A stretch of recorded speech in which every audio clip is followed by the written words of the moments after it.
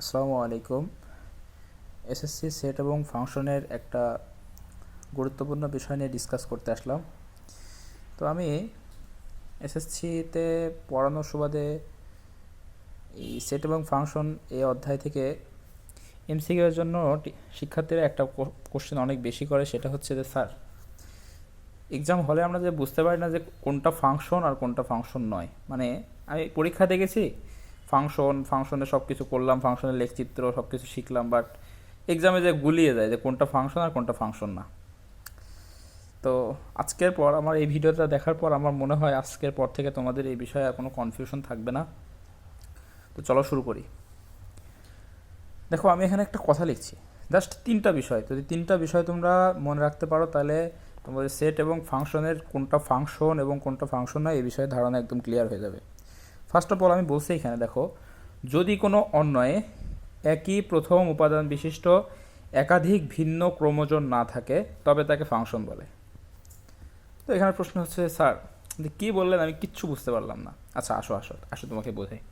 দেখো, এখানে মূলত তিনটা বিষয়। প্রথম বিষয় হচ্ছে, দেখো আমি বলছি যে প্রথম উপাদান যদি আলাদা হয় তাহলে সেটা ফাংশন।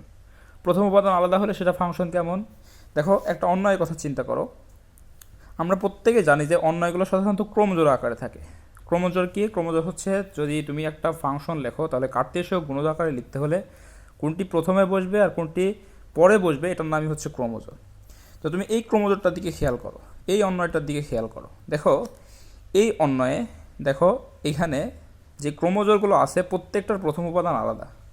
তাহলে আমি কি বলছি যে প্রথম উপাদান আলাদা হলেই সেটি ফাংশন, মানে দ্বিতীয় কোনো উপাদানের দিকে আমাদের তাকানোর কোনো প্রয়োজন নাই।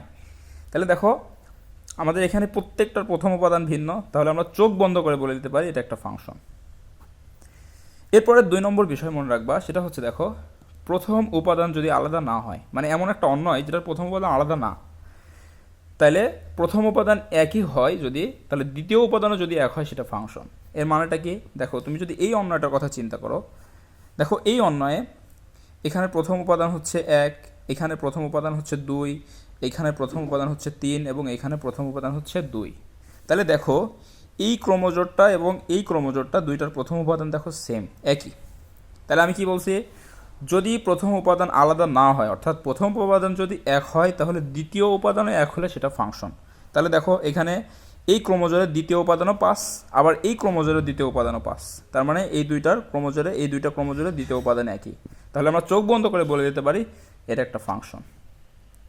এবার শেষে আরেকটা জিনিস মনে রাখবা, যে প্রথম উপাদান সেম কিন্তু দ্বিতীয় উপাদান সেম না হলে সেটা ফাংশন নয়। কি বললাম আমি? প্রথম উপাদান সেম বা একই, দ্বিতীয় উপাদান যদি একই না হয় সেটি ফাংশন নয়। কিভাবে? তুমি এই এই ক্রমজোরটার দিকে খেয়াল করো, তুমি এই অন্বয়টার দিকে খেয়াল করো। দেখো এই অন্বয়ে এখানে প্রথম উপাদান 1, এখানে প্রথম উপাদান 2, এখানে প্রথম উপাদান 3, আবার এখানে প্রথম উপাদান 2। তাহলে দেখো এই ক্রমজোরটা এবং এই ক্রমজোরটার প্রথম উপাদান 1। তাহলে আমি কি বলছি, প্রথম উপাদান সেম বা প্রথম উপাদান 1, দ্বিতীয় উপাদান যদি সেম না হয় তাহলে দেখো তো এখানে দ্বিতীয় উপাদান হচ্ছে 5 আর এখানে দ্বিতীয় উপাদান 3 না? তাহলে দ্বিতীয় উপাদান যদি একই না হয় তাহলে সেটা ফাংশন নয়। তাহলে আমরা এটা বলবো যে এটা কোনো ফাংশন নয়। তাহলে আমি কি বললাম, এই তিনটা জিনিস যদি তুমি মাথায় রাখতে পারো তাহলে তোমার আজকের পর থেকে কোনটি ফাংশন আর কোনটি ফাংশন নয় এই বিষয়ে কোনো কনফিউশন থাকবে না।